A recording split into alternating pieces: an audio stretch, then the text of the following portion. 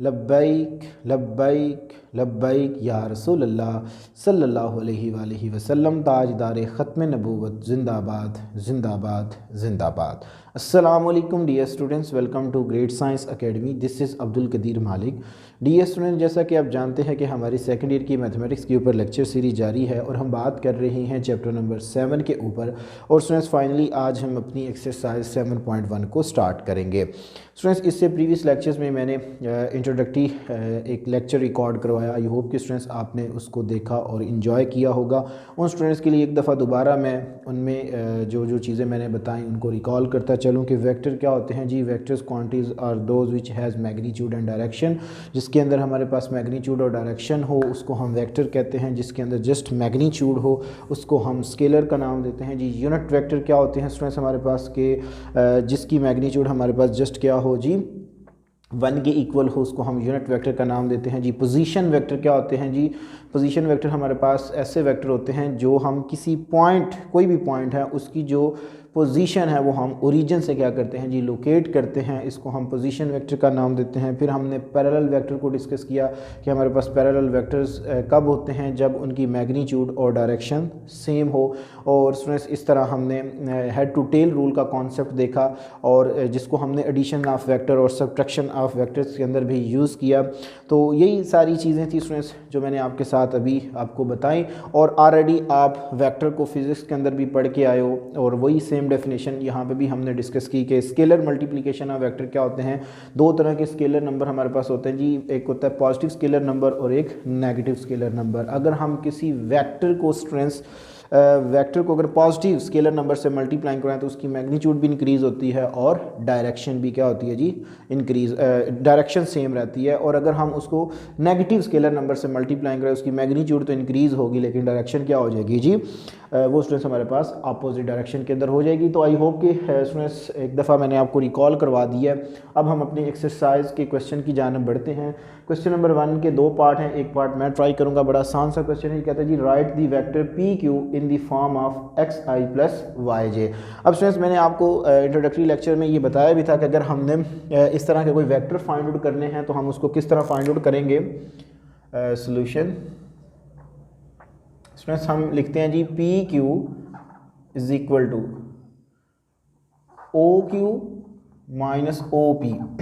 इसको हमने जब हेड टू टेल रूल को डिस्कस किया तो उस टाइम मैंने आपको बताया कि ये फॉर्म कैसे बनती है। तो आप अगर आप एज अ की पॉइंट के तौर पे याद रखना चाह रहे हैं तो हम सेकंड में से फर्स्ट को क्या कर देते हैं जी माइनस कर देते हैं। जो ओ क्यू है ये रिप्रेजेंट करे जी पोजीशन वेक्टर ऑफ क्यू और ओ पी रिप्रेजेंट करे जी position vector of P.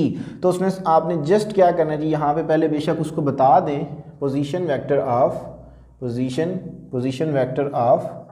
P. तो उसमें पोजीशन वेक्टर ऑफ पी वो मेरे पास इसको हम रिप्रेजेंट करते हैं जी ओ पी से। O P is equal to ये मेरे पास आएगा जी, इसको आपने स्क्वायर ब्रैकेट के अंदर एक्सप्रेस करना है। स्क्वायर ब्रैकेट की फॉर्म में लिख लें या आई जे की फॉर्म में लिख लें, बात एक ही होगी। यानी कि 2 3 इस तरह लिख लें। मैं जस्ट आपको इस तरह बता रहा हूँ, इस तरह लिख लें जी 2i प्लस 3j, बात एक ही है। इनमें से कोई एक लिख लें। तो मैं थ्रू आउट स्क्वायर ब्रैकेट को लेके चलूँगा, एंड पे जाके हम उसको इस फॉर्म में लिख लेंगे। And position vector of Q जिसको हम ओ क्यू से रिप्रेजेंट करते हैं वो मेरे पास आ जाएगा जी 6 एंड -2। यहाँ पे लगा दें तो स्टूडेंट्स हमारे पास इसका आंसर आ जाएगा G P Q is equal to O Q है जी मेरे पास 6 - 2 स्क्वायर ब्रैकेट। नेक्स्ट मेरे पास ओ पी है जी 2 एंड 3। सो इसको जस्ट आपने फर्स्ट को फर्स्ट में से एंड सेकंड को सेकंड में आपने सब्ट्रैक्ट कर देना है। तो 6 - 2 एंड -2 -3। तो ये मेरे पास डियर स्टूडेंट्स आंसर आ जाएगा जी 4 एंड -5। यहाँ तक भी रहने दे तब भी ठीक है, लेकिन उसने हमें कहा हुआ है जी आपने अपना आंसर इस फॉर्म में लिखना है। तो स्टूडेंट्स हम क्या करते हैं जी इसको इस फॉर्म में लिख लेते हैं जी। आपको पता है जी फर्स्ट x का होता है जी, सेकंड y। तो x एक्सिस के अलोंग जो हम यूनिट वेक्टर यूज़ करते हैं वो हमारे पास i होता है और y एक्सिस के अलोंग जो हम यूनिट वेक्टर लेते हैं वो j, और k जो हमारे पास z एक्सिस होता है उसके अलोंग हम k वेक्टर को लेते हैं। तो यहाँ पर हमारे पास जस्ट x और y है। तो स्टूडेंट्स ये आ जाएगा जी मेरे पास 4i, नीचे इस तरह लगा लेंगे, ऊपर कैप डाल लें, बात एक ही है, -5 जे। तो ये मेरे पास डियर स्टूडेंट्स पहले क्वेश्चन का आंसर आ जाएगा। इसी तरह स्टूडेंट्स आपने इसका सेकंड पार्ट जो है वो निकालना है जी। इसी तरह O Q minus O P करेंगे, सब्ट्रैक्ट करेंगे, तो स्टूडेंट्स ये आपके पास इसका इसी तरह फाइनल आंसर आ जाएगा। तो ये था हमारे पास क्वेश्चन नंबर 1। अब हम चलते हैं क्वेश्चन नंबर जी। तो डियर स्टूडेंट्स हमारे पास क्वेश्चन नंबर 2 है, find magnitude of the you vector. Students हमने यू वेक्टर की क्या करनी है जी, मैग्नीट्यूड फाइंड आउट करनी है। कैसे हम इसकी मैग्नीट्यूड फाइंड आउट करेंगे, पार्ट 1 और पार्ट 3 को मैं आपके साथ डिस्कस करूंगा, पार्ट 2 आपने इसी तरह स्टूडेंट्स कैलकुलेट कर लेना है। कोई इतना मुश्किल काम नहीं है, जस्ट आपने मैग्नीट्यूड लेनी है। मैग्नीट्यूड को हम इस तरह रिप्रेजेंट करते हैं और स्टूडेंट्स आई के कोफिशिएंट्स का स्क्वायर प्लस जे के कोफिशिएंट्स का स्क्वायर एंड स्क्वायर रूट ले लें, इसको हल करें तो स्टूडेंट्स इस वेक्टर की आपके पास मैग्नीट्यूड आ जाएगी। So is equal to square root 2 का स्क्वायर 4 एंड प्लस -7 का square 49। So magnitude of u मेरे पास आ जाएगा जी स्क्वायर रूट 53। तो ये मेरे पास पार्ट 1 का आंसर आ जाएगा। ठीक है जी। थर्ड पार्ट है जी हमारे पास स्टूडेंट्स के यू इज इक्वल टू, ये स्क्वायर ब्रैकेट में गिवन है जी 3 एंड -4। तो इसको आप बेशक इस तरह लिख लें जी 3i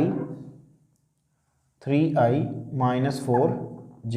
तो magnitude of u is equal to i के कंपोनेंट का स्क्वायर प्लस j के कंपोनेंट का स्क्वायर जो कि -4 है and square root is equal to 3 का स्क्वायर 9 एंड -4 का स्क्वायर 16 आएगा। माइनस स्क्वायर की वजह से पॉजिटिव हो जाएगी। तो स्टूडेंट्स ये आ गया जी मेरे पास 25 एंड 25 का जो स्क्वायर रूट है वो मेरे पास 5 आएगा। तो ये मेरे पास मैग्नीट्यूड ऑफ यू आ जाएगा। ठीक हो गया जी। तो ये हमारे पास क्वेश्चन नंबर 2 के 1 और थर्ड पार्ट था। अब हम चलते हैं स्टूडेंट्स क्वेश्चन नंबर। तो डियर स्टूडेंट्स हमारे पास क्वेश्चन नंबर 3 है, if u is equal to 2i - 7j, v is equal to i - 6j and w is equal to -i + j, find the following vector. हमें students इसके 3 parts दिए गए। First part है जी हमारे पास u + v and -w की हमने क्या करनी है जी, वैल्यू निकालनी है। Solution u + v and -w। Just means आपने ये वैल्यूज़ यहाँ पे लगा देनी है तो आपके पास इसका आंसर आ जाएगा जी 2i एंड u की वैल्यू जी 2i - 7j एंड v की वैल्यू है इसमें हमारे पास -i एंड -6j, जबकि w की वैल्यू है इसमें मेरे पास -i एंड +j। तो ये आ जाएगा जी मेरे पास 2i + i, ये मेरे पास आ जाएगी 3i के इक्वल एंड -7j -6j, तो -13j माइनस को अंदर मल्टीप्लाइंग करवा दें जी +i - j। तो ये मेरे पास इसका आंसर आ जाएगा।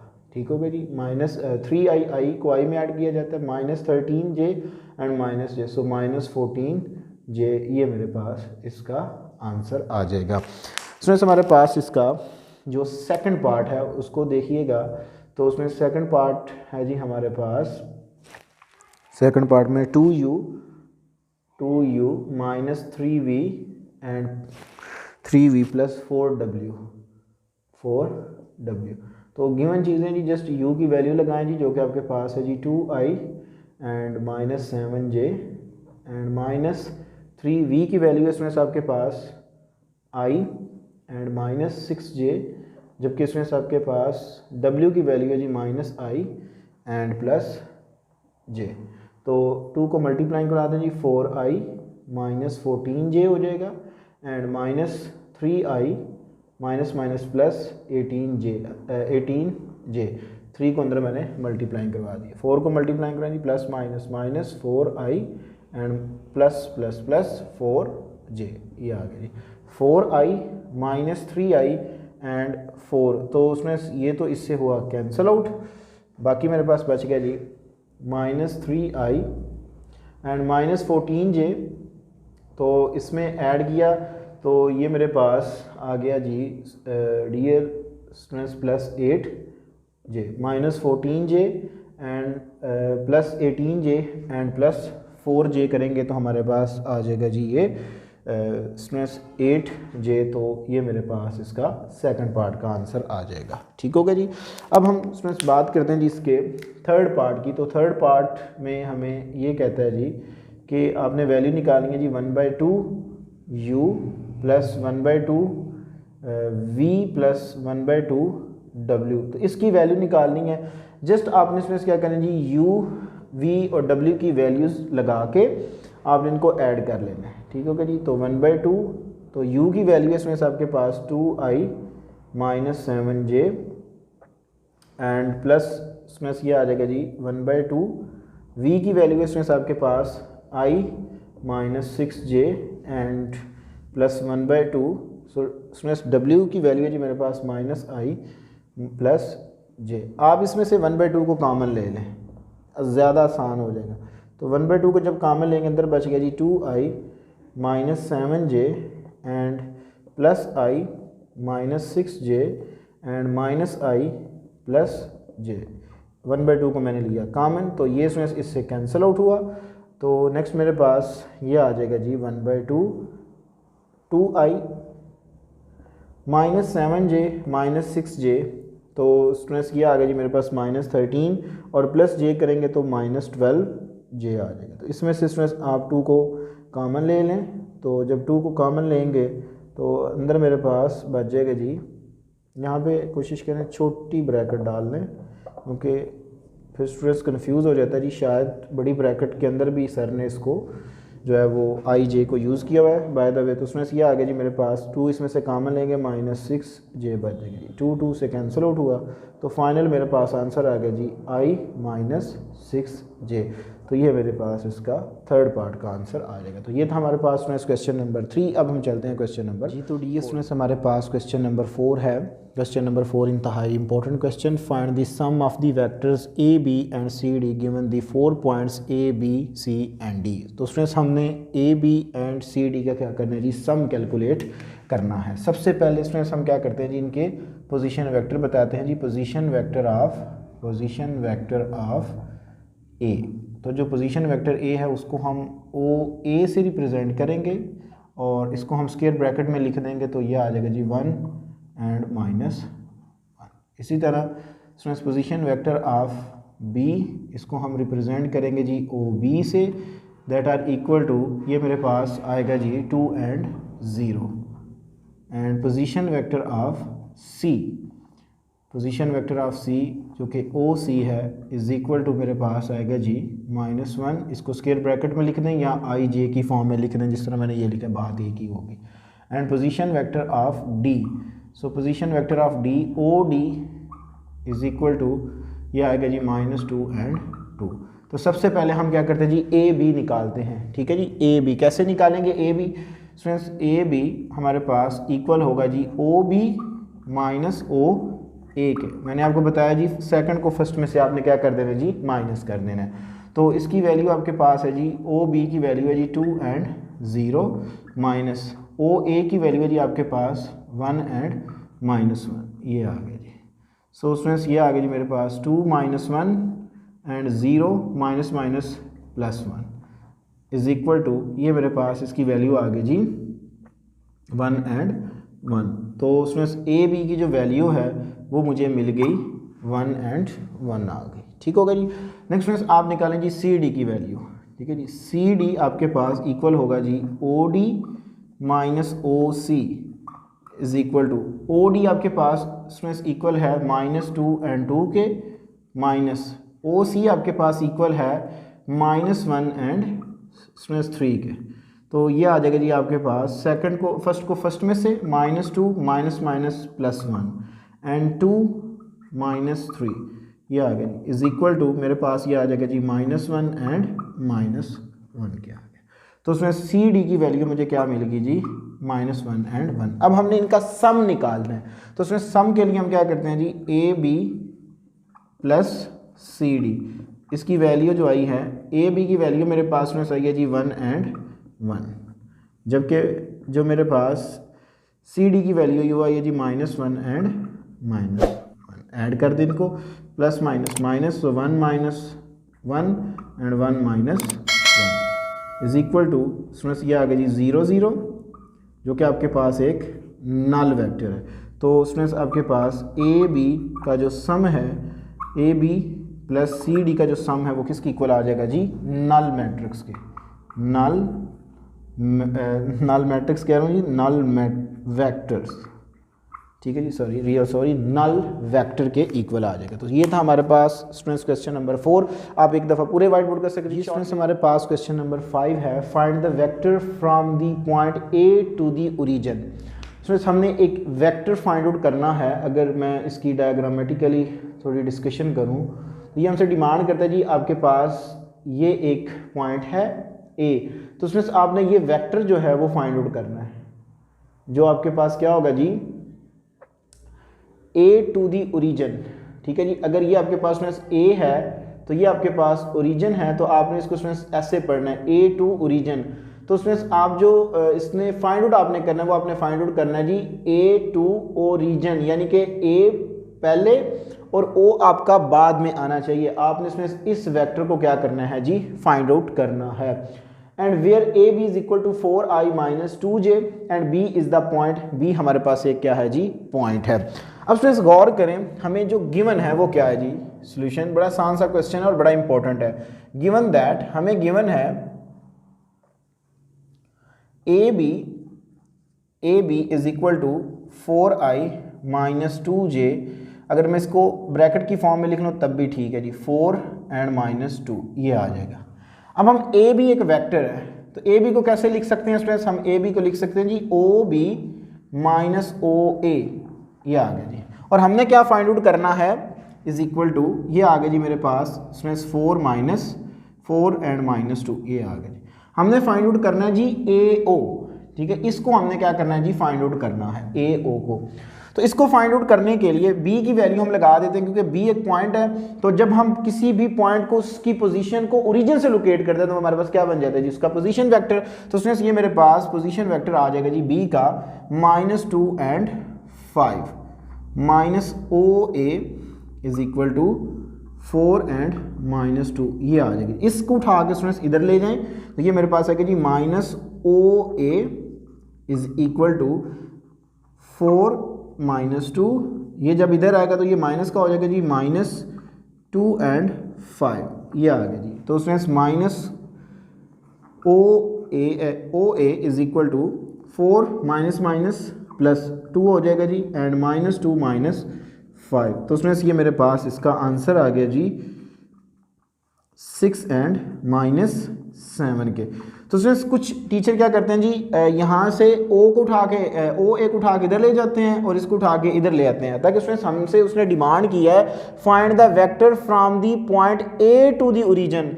ए टू दी ओरिजिन हमने इसको फाइंड आउट करना है। तो जब भी हम स्टूडेंट्स एक वेक्टर है हमारे पास जिसको हम लिखते हैं जी ओ ए, ठीक है, उसकी मैग्नीट्यूड लेट्स सपोज आपके पास है जी लेट्स सपोज मैग्नीट्यूड है जी -2, ओ ए की मैग्नीट्यूड क्या है जी आपके पास -2। जब हम किसी वेक्टर की डायरेक्शन चेंज कर देते हैं तो इट मीन के जो आपके पास अगर इसकी मैं डायरेक्शन चेंज करूंगा तो ये जो नेगेटिव साइन है ये भी प्लस में चला जाएगा, क्योंकि मैंने वेक्टर की डायरेक्शन को चेंज कर दिया। तो ये मेरे पास आएगा जी ए ओ, तो जब मैं ए ओ करूंगा तो इसकी मैग्नीट्यूड किस में चली जाएगी जी प्लस में चली जाएगी। तो इसी तरह स्टूडेंट्स ये नेगेटिव जो साइन है ये यहाँ पे रिप्रेजेंट कर रहा है कि अभी हम इसको पढ़ रहे हैं जी वेक्टर जो है ए ओ है, ठीक है। जब हम इसको ए से ओ की जानब लेके आएंगे, अभी इसकी डायरेक्शन ये है, ठीक है जी, डायरेक्शन क्या है जी ए ओ, जो कि हमारे पास नेगेटिव आ रहा है। अगर इसकी डायरेक्शन मैं कर दूं चेंज, इस तरह ले आऊं, तो फिर इसको मैं पढ़ूंगा ए ओ, जो कि मेरे पास क्या हो जाएगा जी पॉजिटिव। जस्ट आपने इसकी डायरेक्शन को चेंज कर देना है तो आपके पास यही आंसर आ गया जी 6 एंड -7, या इसको आप लिख लें जी 6i -7j। तो ये हमारे पास इसका फाइनल आंसर आ जाएगा। तो ये था हमारे पास क्वेश्चन नंबर 5। अब हम चलते हैं क्वेश्चन जी। तो डी स्टूडेंट्स हमारे पास क्वेश्चन नंबर 6 है, find a unit vector in the direction of the given vector. हमें इसमें 3 पार्ट्स दिए गए, इंशाल्लाह हम इन पार्ट्स को 1 बाय 1 डिस्कस करेंगे और ये इस लेक्चर का लास्ट क्वेश्चन होगा।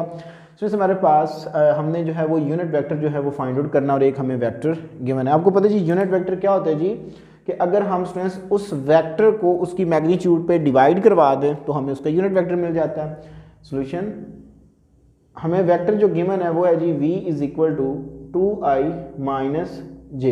तो उसमें आपने इसका यूनिट वेक्टर फाइंड आउट करना है। तो यूनिट वेक्टर को हम कैप से रिप्रेजेंट करते हैं, जो कि हमारे पास इक्वल होता है जी वो वेक्टर और उस वेक्टर की मैग्नीट्यूड। जस्ट आप इसकी क्या करें जी मैग्नीट्यूड निकालें। मैग्नीट्यूड हम कैसे निकालते हैं जी, आई के कंपोनेंट का स्क्वायर प्लस जे के कंपोनेंट का स्क्वायर एंड स्क्वायर रूट, तो ये मेरे पास आ जाएगा जी 2 का स्क्वायर 4, 1 माइनस 1 का स्क्वायर 1 स्क्वायर रूट, सो ये मेरे पास आ गया जी स्क्वायर रूट 5। तो जस्ट मीन्स आपने यहाँ पे इसकी वैल्यूज को लगा देना है, तो ये आपके पास इस वेक्टर की मैग्नीट्यूड आ जाएगी। वेक्टर की वैल्यू आपके पास है जी 2i एंड माइनस जे, जबकि उसकी मैग्नीट्यूड आपने कैलकुलेट किया जी स्क्वायर रूट 5, तो ये मेरे पास इसका आंसर आएगा। बेशक इसको अलग अलग डिवाइड करके भी लिख दे तब भी ठीक है, या एज इट इज़ रहने दें तब भी ठीक है।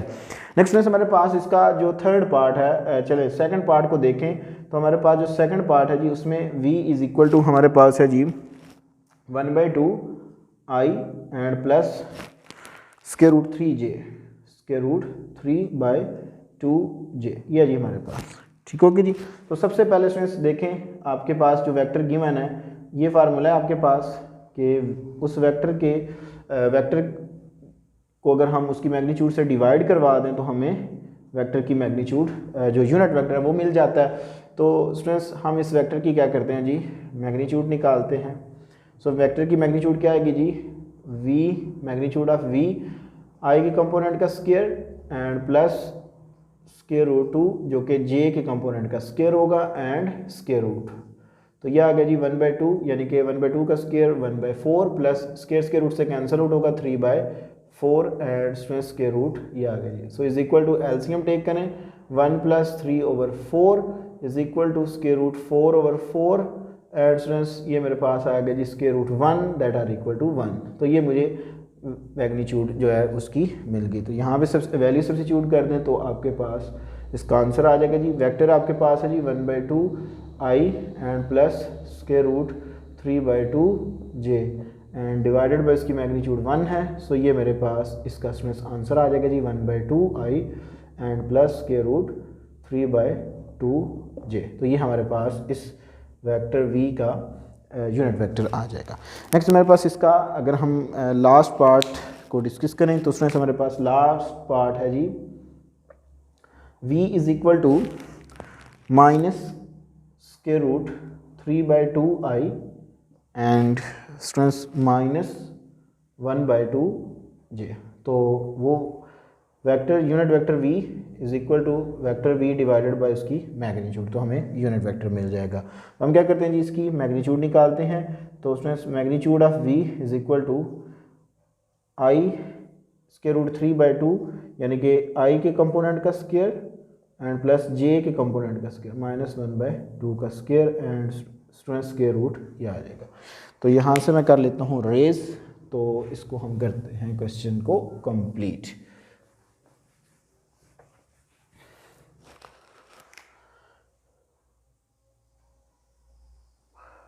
तो ये मेरे पास आ जाएगा जी magnitude of v is equal to square root से cancel out, so 3/4 and plus 1/4 and square root, so is equal to उसमें एलसीएम लें 1 + 3 + 1/4 and square root that are equal to square root 4/4, तो ये आ गया जी मेरे पास magnitude of v square root 1 के दैट आर इक्वल टू 1। तो हमारे पास इसका आंसर आ गया जी। वेक्टर आपके पास डियर मीन्स है जी minus square root 3/2i and minus 1/2j, तो ओवर 1, तो मेरे पास इसका यही आंसर आ जाएगा square root 3/2i and minus 1/2j, तो ये मेरे पास इसका यूनिट वेक्टर आ जाएगा। तो उसमें आप एक दफ़ा पूरे वाइट बोर्ड का स्क्रीनशॉट ले लें जी। तो डीएस में सही होप के आपने स्क्रीनशॉट ले लिया होगा। आज के लेक्चर्स के अंदर मैंने आपके साथ एक्सरसाइज 7.1 के पहले 6 क्वेश्चन को डिस्कस किया।